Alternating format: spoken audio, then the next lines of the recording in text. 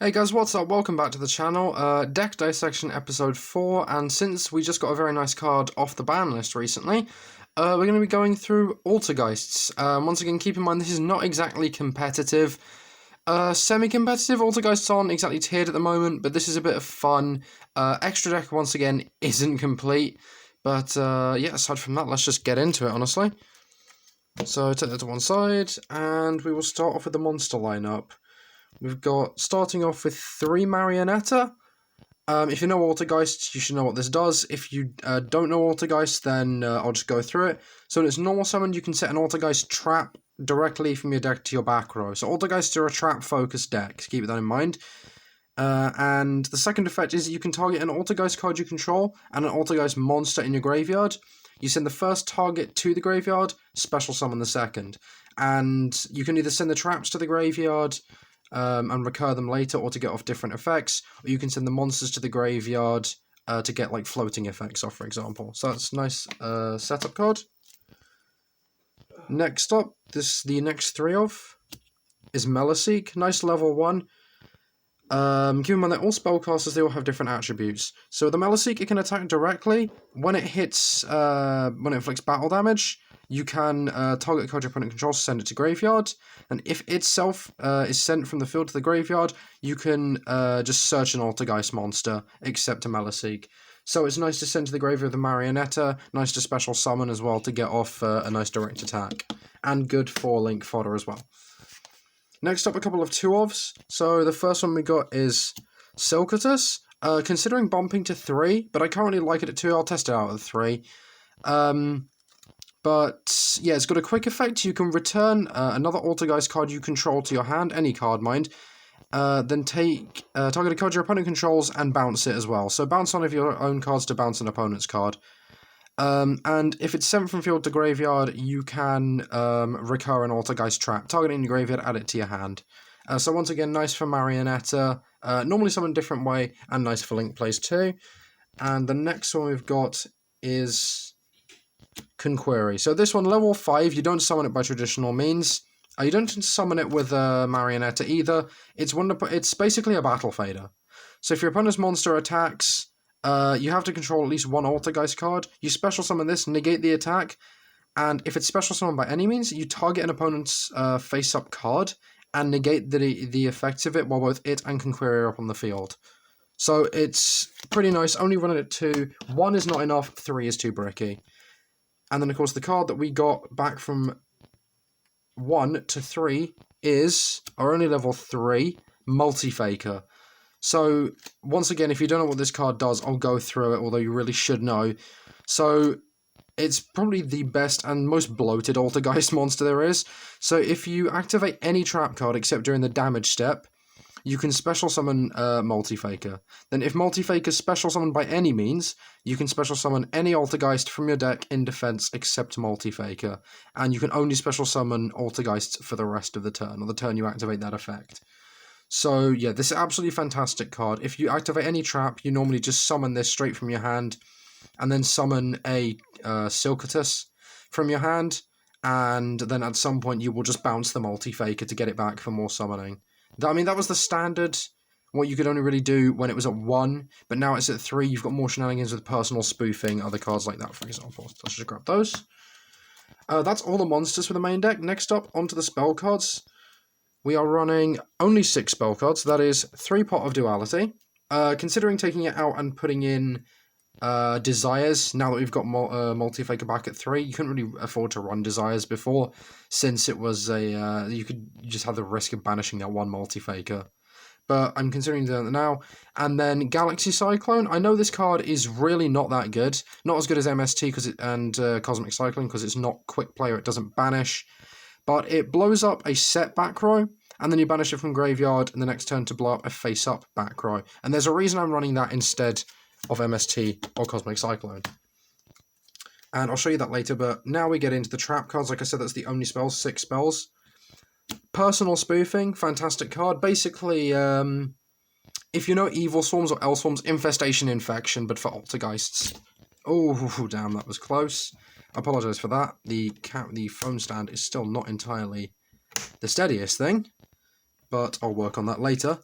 So yeah, Infestation, Infection for Altergeists. Shuffle an Altergeist from your hand or field that you control into the deck. Search an Altergeist. Next up, let me just rearrange this quickly. There we go, that should make it a bit more stable. More Altergeist traps, 2 Protocol, 2 Manifestation. So Manifestation is essentially Call of the Haunted, but you can, it's not continuous, it equips instead, and you can banish it from graveyard to add an Altergeist trap from your graveyard to your hand. Protocol's very, very nice. It prevents the activation and effects of all Altergeist cards you control from being negated. And if your opponent activates a monster effect, you can send another face-up Altergeist card you control to the graveyard to negate the activation and destroy that card. Next up, some generic traps. Solemn Judgment, just a fantastic negation. Considering Strike, but I prefer Judgment at the moment. Next up, because I'm 2 Porter on Infinite Impermanence, Lost Wind. So, yep, standard just a slightly weaker imperm, apart from the fact that it halves the original attack and negates the effect permanently. So, kind of like a Fiendish Chain, but just slightly better, and it sets itself, of course, when it wants to special summon from the extra deck, if it's engrave. And then, final 2 traps, Imperial Order, and Anti-Spell Fragrance for our spell negations. So, yeah, it's a standard trap-focused deck. That's why we're only running 6 spells. The Anti-Spell Fragrance, like, that's the reason that I'm running the Galaxy Cyclones, because you have to set cards before to activate them. So if your opponent has any spells they want, Call by the Grave, anything, the first thing you do is just Galaxy Cyclone it with this on the field. I do need to get more anti-spells, I know that much, but at the moment I have the 1 and I have the Imperial Order. I'm going to be running the Imperial Order regardless when I get 3 anti-spells, or 2 more rather, but as it is now, it's pretty solid. Like I said, not exactly competitive, but still good. Onto the extra deck. We'll start off with the 2 Link 1s in the deck. Link Haribo and Clara and Rushka. This card I just love, for no apparent reason. It's just stupid, but I find it really funny. And this is the fantastic target for Meloseek. Basically, as soon as you summon Meloseek, you link it off into Link Haribo, get Meloseek's floating effect. And then you've got a Link Haribo on the field. So why not? So that's those 2. Next up, the generic Link 2s. Underclock Taker and Proxy Dragon. Proxy Dragon you should know, Underclock Taker you should also know, but I find them just to be relatively solid cards in this sort of deck. And then the main meat of the extra deck is, the first off, the triple Altergeist Hextia. So I absolutely adore this card. It's the best Altergeist Link, no question about it. It gains attack equal to the original attack of each Altergeist it points to. And when any spell or trap is activated, as a quick effect you contribute an Altergeist it points to negate the activation, destroy that card. And then its floating effect is that you can add an Altergeist card from your deck to your hand, any Altergeist card.